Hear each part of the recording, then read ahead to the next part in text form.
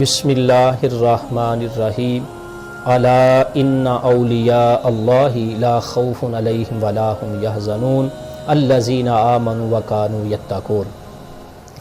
سامعین محترم، ماہ سیام شریف کی آمد ہے اور ماہ رمضان کے جو دیگر اس کی عزتیں، عظمتیں، رحمتیں اور برکتیں ہیں یا ان کے اندر جو دیگر واقعات رونما ہوئے، ان میں سے ایک عظیم واقعہ صف اولیاء کے عظیم امام محبوب سبحانی، قطب ربانی، شہباز لامکانی، غوث سمدانی، شیخ عبدالقادر جیلانی الحسنی والحسینی رضی اللہ تعالی عنہ کی ولادت باسعادت بھی ماہ سیام کے اندر ہوئی۔ تو اس حوالے سے ہم آج کی اس گفتگو کے اندر چند باتیں حضور شیخ عبدالقادر جیلانی رضی اللہ تعالیٰ عنہ کے حوالہ سے عرض کرتے ہیں۔ آپ کی ولادت باسعادت ماہ رمضان 470 ہجری میں ہوئی۔ آپ کی ولادت ماہ رمضان 470 ہجری میں اور آپ کا وصال 561 ہجری کے اندر، کم و بیش 91 برس آپ نے عمر پائی۔ آپ کا نام نامی اسم گرامی عبدالقادر اور القاب جن سے آپ کو یاد کیا جاتا ہے ان میں سے چند ایک محی الدین، محبوب سبحانی، غوث ثقلین، غوث سمدانی وغیرہ، یہ آپ کی عظیم القابات ہیں جن سے اہل محبت آپ کو یاد کرتے ہیں۔ آپ کے والد گرامی شیخ ابو صالح جنگی دوست کے نام سے مشہور ہوئے۔ آپ رضی اللہ تعالیٰ عنہ اپنے والد کے اعتبار سے، یعنی والد، دادا، پردادا اور پھر آگے آپ کا سلسلہ جو ہے وہ حضرت امام حسن تک دا پہنچتا ہے، اور آپ کی والدہ کی طرف سے آپ کی والدہ، پھر آپ کے نانا اور اس کے بعد پڑنانا، پھر آگے تک آپ کا تعلق جو ہے وہ حضرت امام حسین رضی اللہ تعالیٰ عنہ تک جا پہنچتا ہے۔ انہی نسبتوں کی وجہ سے آپ کو حسنی اور حسینی سید کہا جاتا ہے۔ حضرت شیخ عبدالقادر جیلانی رضی اللہ تعالیٰ عنہ کا جس خاندان سے تعلق ہے وہ خاندان علم و فضل کے اعتبار سے، تقوی و طہارت کے اعتبار سے بے مثال خاندان ہے، جس کی پاکیزگی، تقوی و طہارت کا میں اور آپ اگر اندازہ لگانا چاہیں، کئی بار ہم نے اہل علم سے سنا، اس بات سے اندازہ لگا سکتے ہیں کہ جن کے والد گرامی شیخ ابو صالح جنگی دوست رستے میں جاتے ہوئے بہتے ہوئے پانی سے، ایک نہر سے، ایک نالے سے بہتے ہوئے پانی سے ایک سیب کھا لیا، تو پھر دل میں یہ خیال پیدا ہوا کہ نہ جانے یہ سیب میرے لیے کھانا جائز بھی تھا، حلال بھی تھا کہ حرام تھا۔ بس اسی تگ و دو میں، اسی غور و فکر کے اندر اس سیب کی خطا معاف کروانے کے لیے اس طرف رخ شروع کر دیے جہاں سے وہ پانی بہتا ہوا رہا تھا۔ تر چلتے چلتے باغ تک پہنچے تو باغ کے مالک سے ملاقات ہوئی، سارا واقعہ سنایا۔ باغ کا جو مالک تھا وہ بھی خدا رسیدہ آدمی تھا، وہ بھی اللہ کا نیک بندہ تھا۔ اس نے بھی اپنی نگاہ ولایت سے، اپنی نگاہ پرہیزگاری سے جانچ لیا کہ جو ایک سیب کھانے پر بخشوانے آ گیا ہے، نہ جانے اس کا اللہ کی بارگاہ کے اندر کتنا بڑا مقام ہوگا۔ تو انہوں نے بھی آگے سے فرمایا، بیٹا سیب ایسے نہیں معاف ہوگا، اس باغ کی گوبی کرو، اس باغ کی دیکھ بھال کرو، یہاں اس کی خدمت کے فرائض سر انجام دو۔ ایک سال نے کئی سال خدمت انجام دی۔ اس کے بعد کہا حضور معافی ہے؟ فرمایا ابھی بھی نہیں، ایک شرط باقی ہے، میری ایک بیٹی ہے جو آنکھوں سے نبینا ہے، جو ہاتھوں سے لنجی ہے، جو پاؤں سے اپاہج اور معذور اور لنگڑی ہے، اگر اس کے ساتھ نکاح کر لو تو تمہیں معافی مل جائے گی۔ اللہ اکبر کبیرہ، اللہ اکبر کبیرہ۔ سامعین، اللہ اکبر کبیرہ، یہ بات مجھے اور آپ کو جھنجھوڑ دیتی ہے۔ ایک سیب کھانے پر، اور آج میرا اور آپ کا طریقہ کار اللہ ماشاءاللہ، لکڑی ہضم، پتھر ہضم، حلال حرام کا کوئی فرق نہیں کہ بس مال آنا چاہیے، جہاں سے بھی آتا ہے بس آ جانا چاہیے، لیکن کوئی پرواہ نہیں۔ تو آپ کے جب والد گرامی نے یہ شرط سنی، فرمایا مجھے یہ بھی منظور ہے۔ اللہ اکبر، منظور کر لیا رشتہ۔ اور آج جو ہمارے رویے ہیں رشتوں کے حوالے سے، اگر اس پر جائیں تو یہاں کیا انصاف کا معاملہ، کون سی بات کرنی ہوگی؟ آپ نے قبول کر لیا، نکاح ہوا۔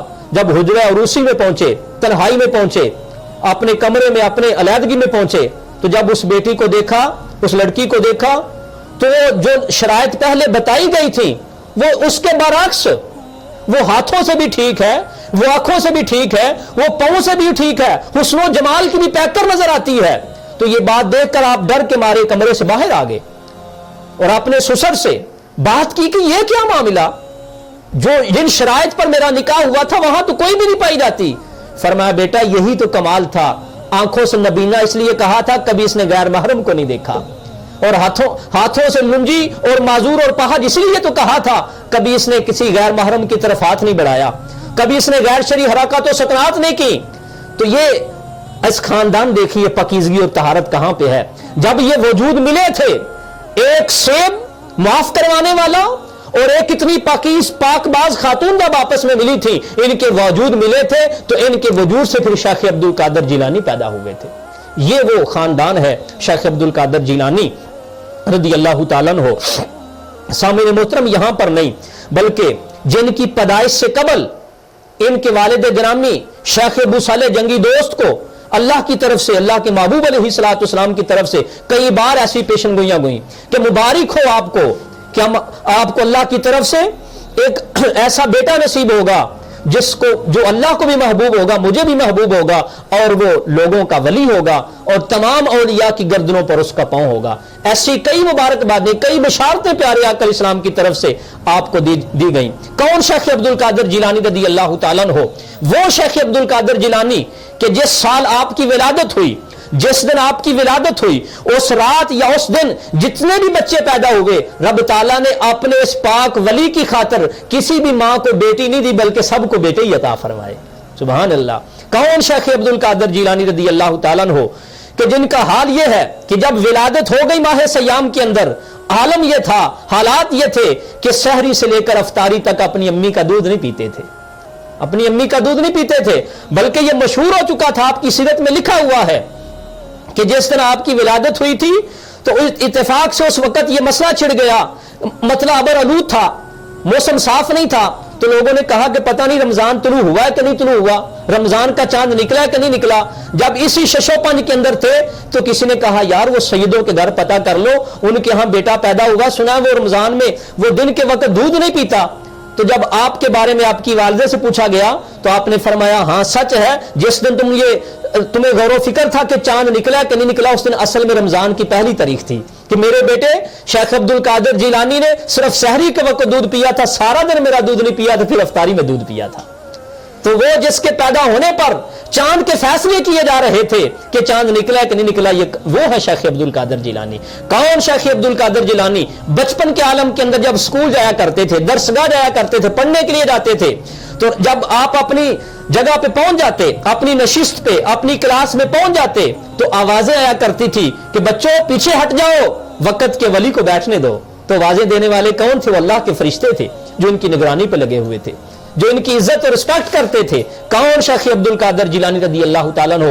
वो शेख अब्दुल कादिर जिलानी जब छोटी उम्र में अम्मी ने इल्म सीखने के लिए अपने घर से रुखसत किया तो रस्ते में चंद पैसे देकर, चंद अशरफियां देकर रुखसत फरमाया कि बेटा जाओ और किसी के साथ झूठ नहीं बोलना। तो रस्ते में जब डाकुओं ने लूटा, सारा काफिला लूट लिया, जब आप तक पहुंचे तो आपने माल छुपाया नहीं, फरमाया मेरे पास भी इतनी अशरफियां हैं। उन्होंने तलाशी ली, कहीं ना निकले, फरमाया गुदड़ी के अंदर मेरी अम्मी ने सिलाई करके दी है। जब गुदड़ी को उधेड़ा गया, उसको उखाड़ा गया, उसको फाड़ा गया, अंदर से अशरफ निकली, तो डाकुओं के सिपा सलार ने कहा कि बच्चे तू माल छुपा भी सकता था, तूने क्यों नहीं छुपाया? उसने कहा मेरी अम्मी ने कहा था कि किसी के साथ झूठ नहीं बोलना। तो उस वक्त डाकू फिर अपनी डाकाजनी से बाज आ गए, तौबा कर ली कि एक बच्चा जो अपने मां का हुक्म मानकर झूठ नहीं बोलता, हम कितने गुनाहगार हैं कि अपने मालिक की नाफरमानियां करते हैं। तो ये वो बच्चा है जिसकी छोटी उम्र के अंदर सच्चाई पर लोग जो है वो ताइब हो रहे हैं, गुनाहों को छोड़ रहे हैं, रब के हुजूर आ रहे हैं। कौन? शेख अब्दुल कादिर जिलानी रज़ी अल्लाह ताला अन्हु। वो शेख अब्दुल कादिर जिलानी रज़ी अल्लाह ताला अन्हु जो 13 जुबानों पर तकरीर किया करते थे, जिनको 13 जुबानों पर मुकम्मल उबूर हासिल था। कौन? शेख अब्दुल कादिर जिलानी जो खुद वक़्त के वली गौस कुतुब हैं। तो क्या करते हैं? कुरान की तफसीर पढ़ाते हैं, हदीस का सबक देते हैं, फिक्र पर लोगों को तालीम दे रहे हैं और इल्म कलाम लोगों को सिखा रहे हैं। और ये एक दिन नहीं, 2 दिन नहीं, मुसलसल 33 साल आपने दरसो तदरीस का सिलसिला जारी रखा। ये आज के गद्दी नशीन के लिए बहुत बड़ा अलमिया नहीं, गौर फिक्र नहीं, नजराने तो बटोरते हैं हम, और बड़े बड़े आस्थानों पर न जाने इल्म का दूर तक वास्ता नजर नहीं आता। और नाम शेख अब्दुल कादिर का, उनके नाम की 11वीं, उनके नाम के लंगर, उनके नाम के नजराने बटोरे जाते हैं, लेकिन कहीं दूर तक इल्म की बात नहीं की जाती।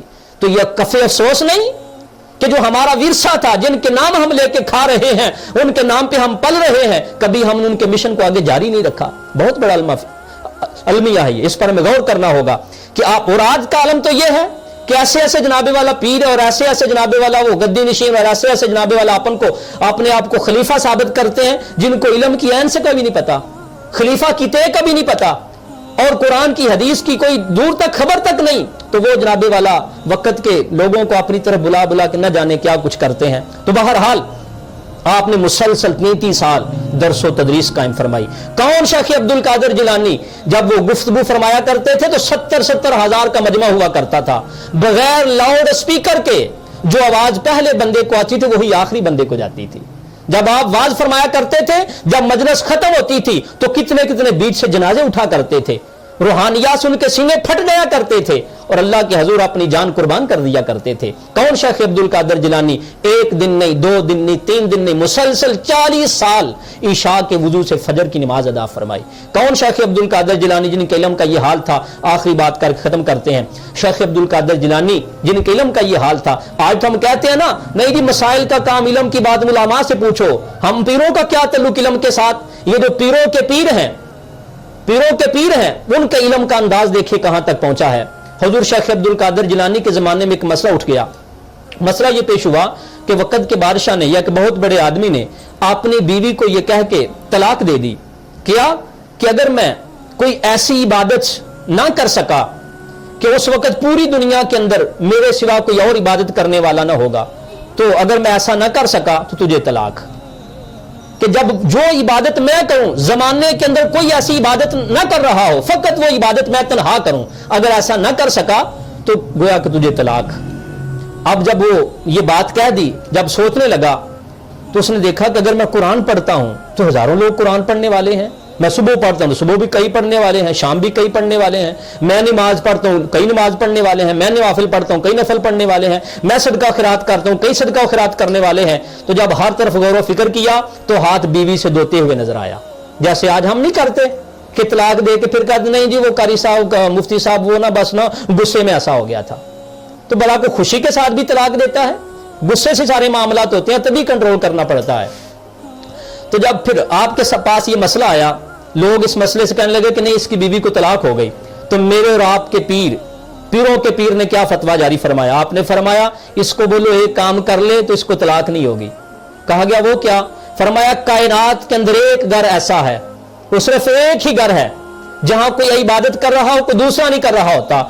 फरमाया इसको बैतुल्लाह शरीफ भेजो, जो तवाफ करने वाले हैं उनको पीछे कर दो, इसको तन्हा बोलो ये तवाफ करे। जब ये तवाफ करेगा तो कायनात के अंदर कोई और तवाफ करने वाला नहीं होगा, तो लिहाजा ये तवाफ कर लेगा और इसकी इबादत भी तन्हा और अनोखी हो जाएगी और इसकी बीवी को तलाक भी नहीं होगी। कितना जी मसला है। सामीन मोहतरम, ये उलमा से मिलते हैं, ये अहले इल्म से मिलते हैं। और आज के सूफियात और आपके पीरों से बात करें इल्ला माशाअल्लाह इल्ला माशाअल्लाह इल्ला माशाअल्लाह, तो अक्सर कहते हैं नहीं जी ये काम तो मौलवियों का काम है, हमारा इससे क्या ताल्लुक। नहीं, पीर एक ऐसी शख्सियत का नाम होता है जहां हर मर्ज का हल निकलता है, दो खुशी को सुनाए जाते हैं, दुखड़े वहां पेश किए जाते हैं, वह वो मुआलिज होता है, रूहानी भी, ज़ाहरी भी, जिस्मानी भी। अगर वो हमारा मुआलिज नहीं हो सकता तो फिर हमारा पीर भी नहीं हो सकता। अल्लाह पाक कुरान और सुन्नत का सही फाहम और इदराक अता फरमाए। व मा अलैना इल्लल बलाग।